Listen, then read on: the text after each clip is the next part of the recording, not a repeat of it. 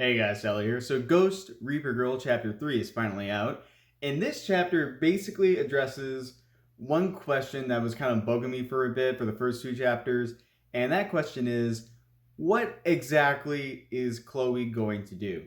Because of course she is an actress and she does work, and part of me thought, okay, she's going to be doing some of that, but is that the main thing? And the Ghost Reaper stuff, is that going to be a side thing?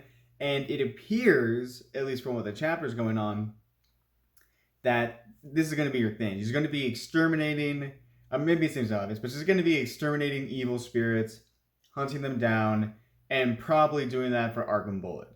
Alright, so to bring this all back to the beginning though, the chapter begins with Kai basically making Chloe a spectacular breakfast. Like, this breakfast is way over the top, and so over the top that it just burns through all of the food that Chloe has and potentially even all her funds at this point. Because even though she is an actress, she isn't a well-known one. She describes herself as an actress that's in the weeds.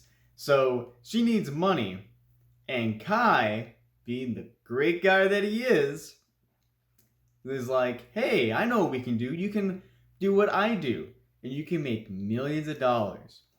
Now, for a while now, my speculation was that Kai was a bad guy, that he wants to use Chloe to do something bad. Like, maybe he's trying to manipulate her and do something bad. And my opinion of that is, at this point, a little bit changed. Now, for a while now, I've been thinking that Kai is potentially a bad guy.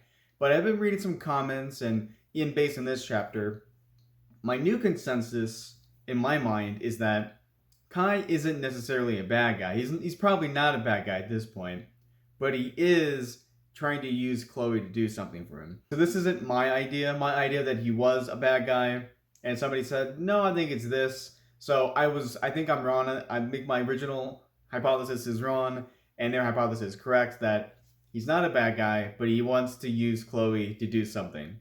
So anyway, Kai takes Chloe, and of course, Noel, for some reason, he tags along, to Arkham Bullet, the borough that's all been talking about. Now, when I imagined where Arkham Bullet is at, I literally thought, like, it was in hell. Like, that would be, like, it's in hell, and it's some crazy shit going on, like some Dante's Inferno kind of shit. But no, it's on Earth, and it's basically like Men in Black, or the Rest in Peace Department. It's basically like that kind of borough, which I think is interesting. And it's really funny to see all the different monster, ghosts walking around. Like, my favorite happens to be this walking skeleton here. And my second favorite is this squid-looking ghost. I don't know what that is, but I think it's funny. So anyway, Chloe and the gang are at the borough. She puts her hand on the register, and all these alarms going off, and they say, arrest this person immediately. And it turns out that somebody recorded Chloe in the subway when she was doing her hack and slash. And Arkham Bullet doesn't like people working without their permission, even though Chloe wasn't registered at this point. So they see her as a criminal, as a vigilante, and they want to arrest her. Now, in this confrontation, Chloe gets hurt, and this kind of strikes something really deep in the core of Kai. And this makes me think that what Kai has been doing with manipulating Chloe to be able to, I guess, use her, or be able to use her power, or to be even a stronger fighter against evil spirits, it makes me think that this isn't the first time that he's done this. I mean, like, look at his picture. After Chloe gets hurt, he's like really fucking angry. And then later on, when this other girl shows up, he's like, Kai, you're going through insanity again? It really paints the picture that what Kai is doing, what he has been doing to Chloe, it's not just been her. He's done it before, at least once.